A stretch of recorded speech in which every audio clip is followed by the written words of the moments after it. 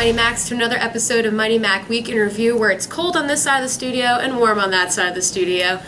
I'm Sarah Pasternak, joined here by my co-host, Dave Molinaro. Not a lot of home events this week, but men's lacrosse was in CSAC action with Centenary in a rainy one a few nights ago. Let's take a look. Right out of the cannon, Brendan Doyle wasted no time getting the Mighty Macs on the board as he attacks from the top off the right wing and beats the goalie to put IU up 1-0 just 45 seconds into the game. On the other end, it's defense time to shine. Immaculata goalie Christian Custodio was sharp early as he makes one of his 7 saves on the day, stopping this hard shot from the left wing. In the second quarter, the Macs tied the game at 3 as Christian Fisher does a great job creating space and he finds a diving Matt Cruson for one of his career-high 3 goals on the day. IU trailed 6-4 at the half. Fast forward to the fourth quarter with IU down 8-7, Brian Schultes finds Mike Reardon for one of his 3 goals to tie the game at 8-8.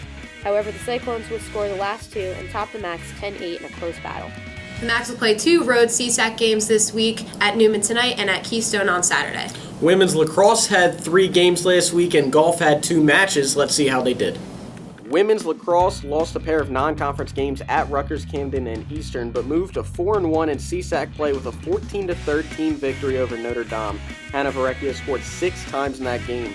The Macs have a big week with CSAC games at home against Newman on Wednesday and Centenary on Saturday. It wasn't the Masters, but the golf team competed twice last week as they finished 13th at the Blue Jay Classic and won the Raven Spring Invitational with a total score of 308 to beat out Philadelphia University.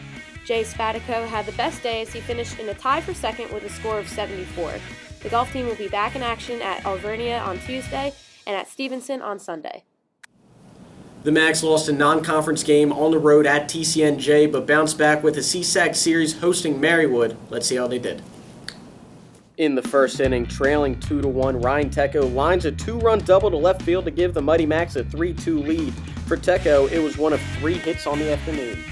Later in that inning, sophomore Brad Michalik up to bat, bases loaded, Torsani ball, expect nothing less. Successful suicide squeeze to score 1. Tecco, full head of steam, coming home, little now you see me, now you don't. Safe 2-run score, Macs up 5-2 after a successful suicide squeeze. The game tied at 5-5, and reliever Trevor O'Brien on the bump for the Mighty Macs. Down the hot corner, Brad Michalik, don't tease me with the glove, just please me with the throw. O'Brien was strong in 3 2/3 inning of relief. IU broke the game wide open in the 8th as they scored 6 2-out runs, 2 of them on this 2-run double by Howie Kalinitz, and Justin Dempsey would follow with a 2-run homer. Tyler Sassman then came on to close it out as he gets the 5-4-3 double play to wrap it up.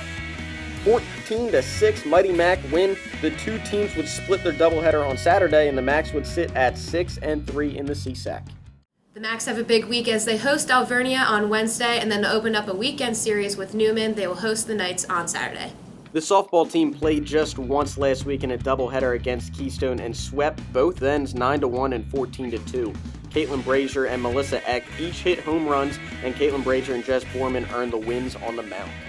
A big fan of the show. The first time we have her in studios, though, Kelsey Colavecchio, a sophomore on the Immaculata softball team. Kels, thanks for coming in. Thanks for having me. No problem. So the Macs right now, 4-4 in conference, sitting in 7th place, in the hunt for that final playoff spot. You guys are battling. There's a big series with Summit looming at the end of the week. Can you talk about, how you guys are preparing? There is an out-of-conference doubleheader with Ursinus tomorrow, but how are you guys preparing with those games and practice to get ready for the CSAC play? Well, in practice, we're really focusing on smart base running and being aggressive on bases, and we're also focusing on hitting so that we get key hits when runners are on, because the pitchers are doing such a great job of limiting hits, but we just have to out-hit the team and get key hits. And you're mentioning key hits. You're the leadoff batter for the Mighty Macs, just batting under 400%, doing a great job this season. Can you talk about, the position you're in going up to bat, knowing that you have to get things started for the Macs? Well, what I think about is getting on base any way I can, with a hit or a walk, any way, really. I just look for my pitch, see what the pitcher's got,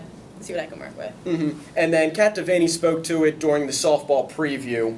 She said how there was, contributions and leadership on all levels of the team. It doesn't matter what grade, what age, it's spread throughout. Can you talk about that? Yeah. We all feed off each other's energy, and everyone listens to each other, like the captains, Kate Hudak, Melissa Eck, and Meg Kugler. And then even the juniors, like Kat, Devaney, Ange Welsh, and some sophomores, like Anne-Marie Bartow, and even some freshmen, we all listen to each other, and we feed off each other, and, like, really support each other. Yeah, you can tell it is evident on the field. As I said, the Macs 4-4 in conference. CSAC play is going to start back up at the end of the week, heading for that final playoff push. Kels, good luck. Thank you for coming in.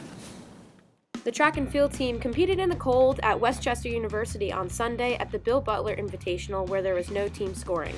Angel Chamal Rodriguez placed third in the 1500 meter and Alex Felderstein in fourth in the shot put. For the women, Diana Cusick placed second in the 1500 meter and Kayla Rimkus set a school record and placed second in the 3000 meter steeplechase. The track and field team will be at the midweek Twilight Invitational at Gwen and Mercy on Wednesday. Good luck. TT, men's tennis has a busy week with matches on Monday, Tuesday, Thursday, and Friday. It's going to be a big week on campus this week. It's going to be beautiful as well, so make sure you go to GoMoneyMax.com to get updates. Also, never too late to sign up for Volley Wish this Wednesday night at 8 p.m. in Alumni Hall. Go to IM Leagues to sign up your team. That looks like it's going to be all for this week's episode of Mighty Mac Week in Review. My name's Dave Molinaro. And I'm Sarah Pasternak. And go Max.